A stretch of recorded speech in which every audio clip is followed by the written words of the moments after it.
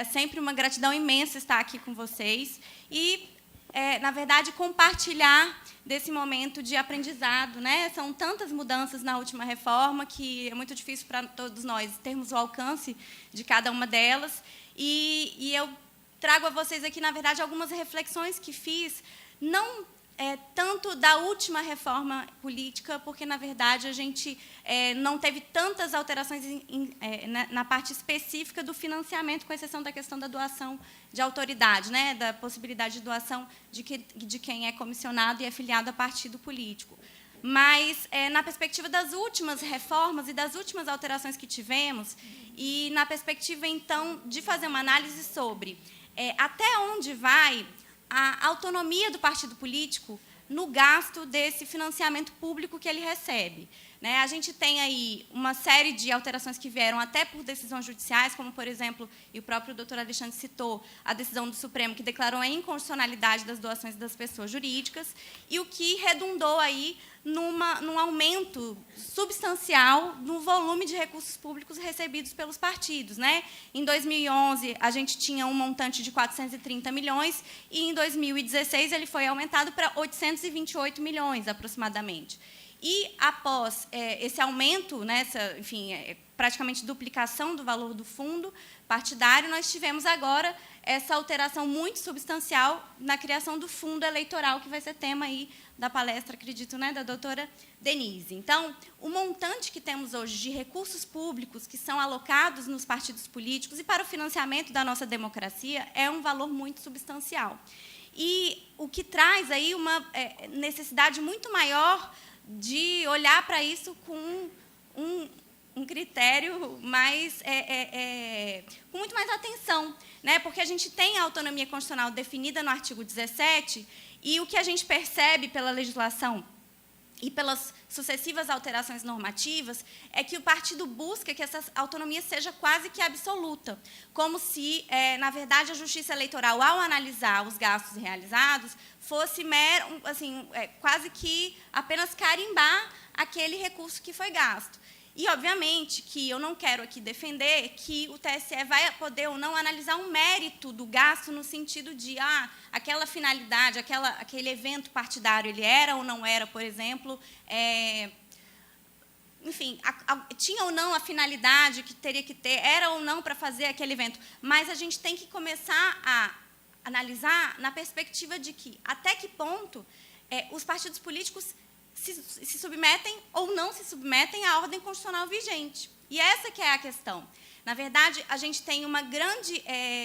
uma tentativa do partido de não se submeter a essa ordem constitucional, inclusive a princípios basilares do Estado democrático, como o próprio princípio democrático. E aí eu menciono, por exemplo, a última emenda constitucional 97, que trouxe justamente no seu parágrafo 1º, que é o que estabelece a autonomia, a inclusão da necessidade de autonomia para a definição dos órgãos permanentes e provisórios do partido, que foi, na verdade, uma tentativa dos partidos de não se submeterem à última resolução do tribunal, que trata da necessidade de que as comissões provisórias sejam, de fato, provisórias, ou seja, que elas tenham um prazo no tempo, né, e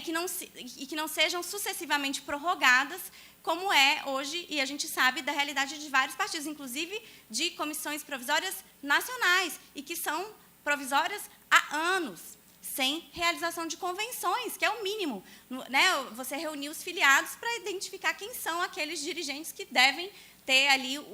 a chancela dos seus filiados para conduzir o partido. Então, é uma grande dificuldade que a gente tem, porque quem elabora as normas é o Poder Legislativo, e então nós temos aí, claro, uma necessidade de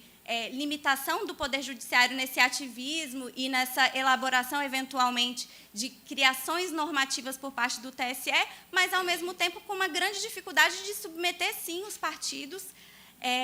a essa ordem constitucional, que estabelece sérios princípios que a gente precisa que prevaleçam também no âmbito partidário, como o princípio democrático, como o princípio republicano, o princípio da legalidade, o princípio da economicidade, o princípio da moralidade. E por que não os partidos não se submeteriam? Né? Se eles estão dentro do nosso Estado democrático, se eles são justamente os organismos que fazem a intermediação entre os representados e os representantes, né? Eles têm o monopólio das candidaturas. E é exatamente nessa perspectiva que baseei a minha pesquisa para essa palestra. Porque, na verdade, a gente tem uma diretriz muito ampla por parte da lei dos partidos políticos, a Lei 9.096, em relação a como se dá o gasto com o fundo. Então, né, o mínimo de 50% para o máximo, perdão, de 50% para gasto com pessoal, a definição de que gasta com a propaganda, a doutrinária política, gasta com campanha eleitoral,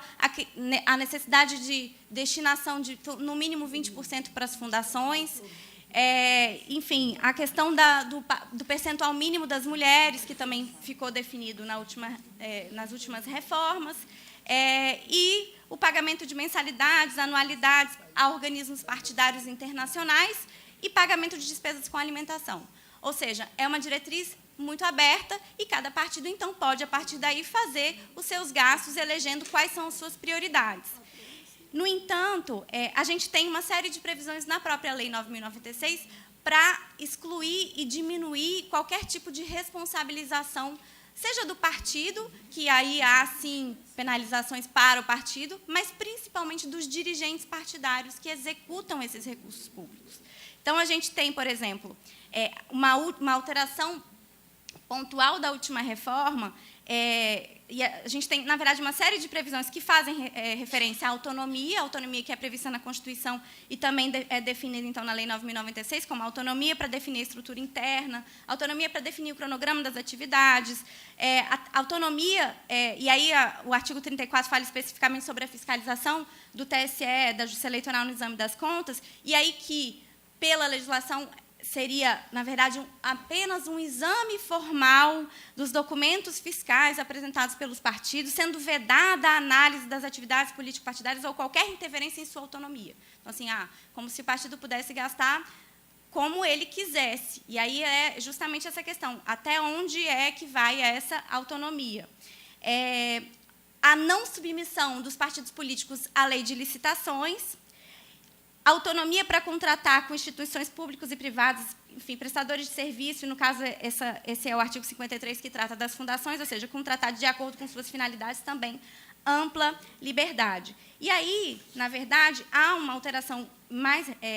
enfim, não tão recente assim, que foi, na verdade, da última reforma, e que está, inclusive, submetida à análise do Supremo Tribunal Federal por meio de ação direta de constitucionalidade, que é a alteração que foi feita sobre a responsabilidade pessoal, civil e criminal dos dirigentes partidários. Na verdade, a gente tinha uma previsão normativa anterior que trazia expressamente a responsabilidade dos dirigentes partidários, ela foi revogada e foi trazido, então, esse parágrafo 13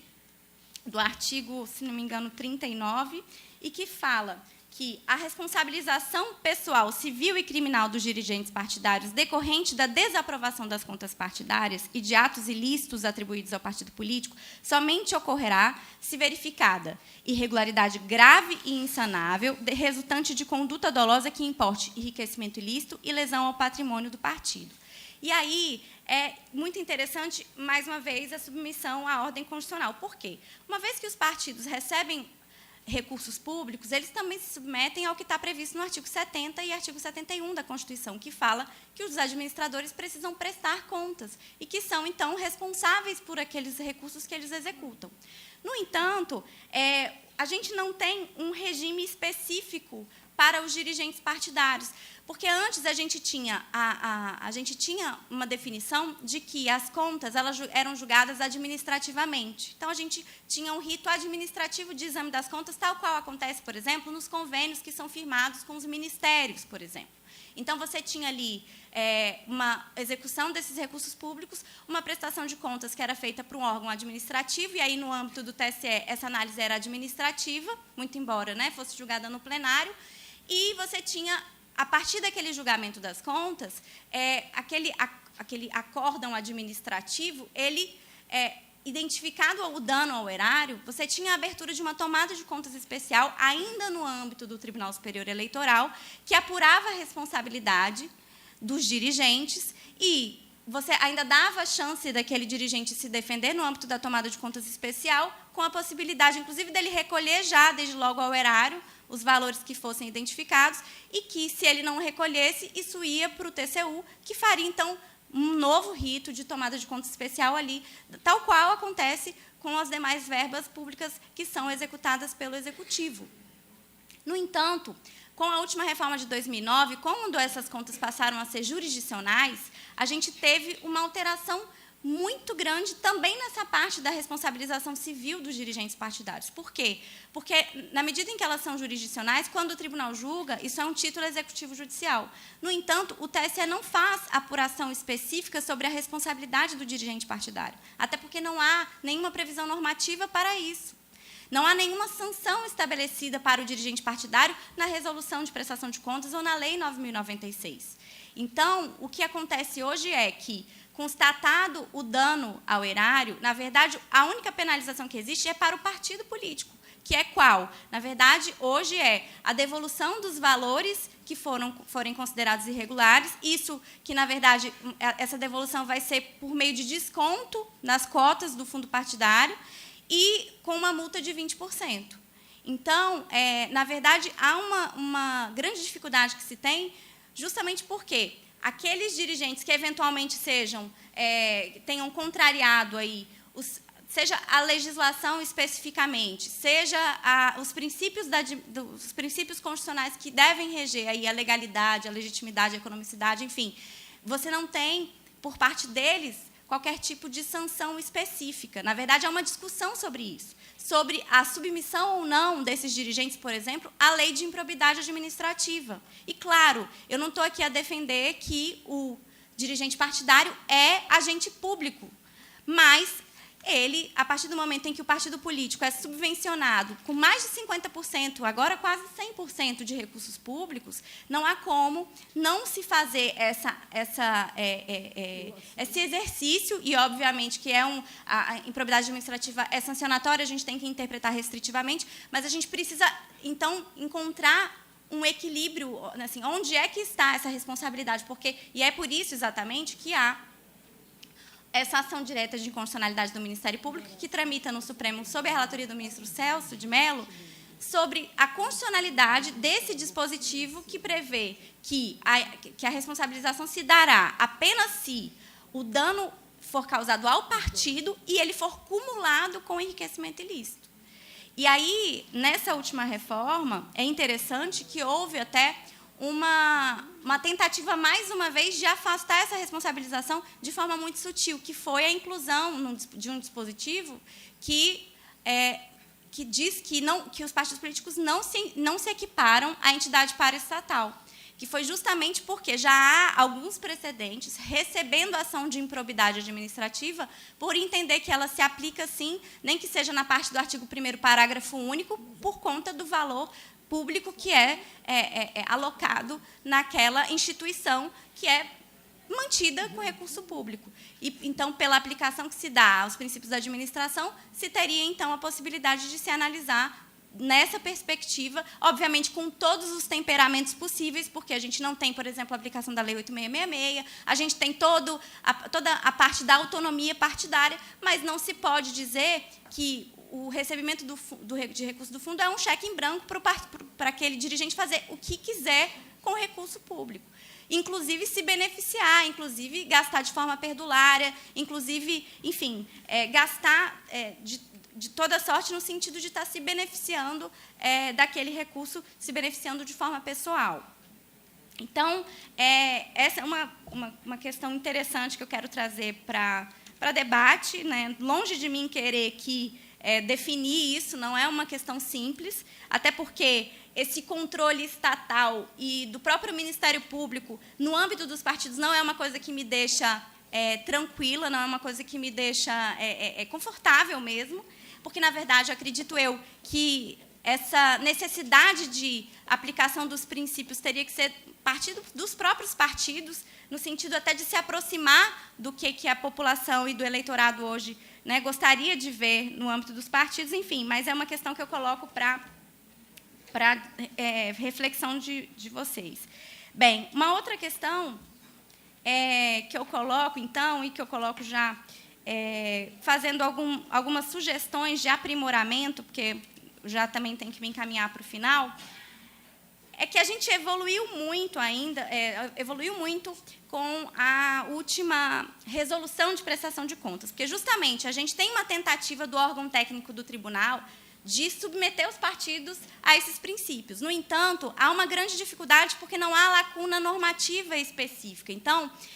não há, às vezes, a definição de como aquela conta, como aquele gasto teria que ser justificado no sentido documental para que ele seja aceito pelo órgão de contas. Então, muitas vezes, a criação de requisitos que não estavam previstos anteriormente, e essa é a grande dificuldade, porque, na verdade, às vezes o partido até de boa-fé fez o gasto, mas não sabia que o órgão técnico ia querer que, por exemplo, a prestação de serviços advocatícios viesse acompanhada de um relatório sobre qual foi o serviço específico que foi prestado. Enfim, por quê? Porque não havia norma, naquele momento, nem resolução do tribunal que disciplinava aquela questão. No entanto, a gente tem sucessivas resoluções que vão surgindo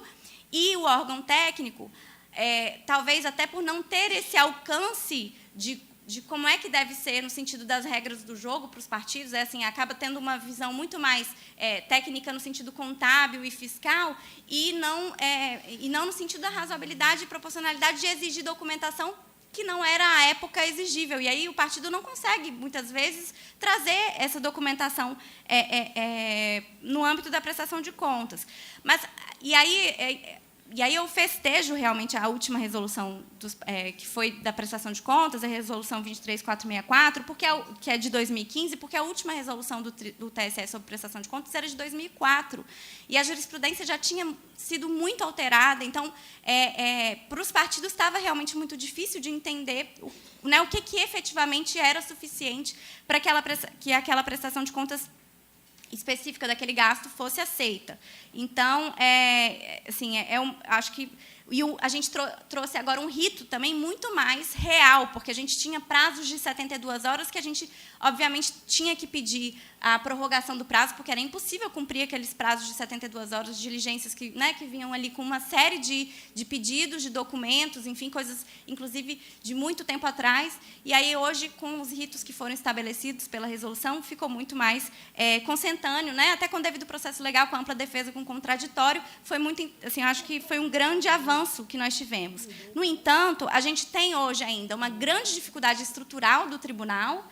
porque, na verdade, a gente tem hoje um volume de recursos muito grande para ser fiscalizado e a gente tem esse prazo prescricional de 5 anos. E todos os anos a gente enfrenta a mesma coisa. Por quê? Eu não digo nem que é por conta do órgão técnico, mas que, na verdade, há sempre uma corrida para que não aconteça a prescrição e aí sempre um atropelo, inclusive da resolução, que é super recente, no sentido do devido processo legal e da ampla defesa. Então, a gente cansou de ver, nos últimos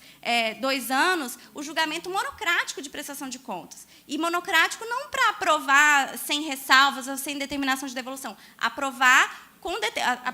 aprovar com determinação de devolução de recursos de valores vultosos ou até de desaprovar mesmo. Então, assim,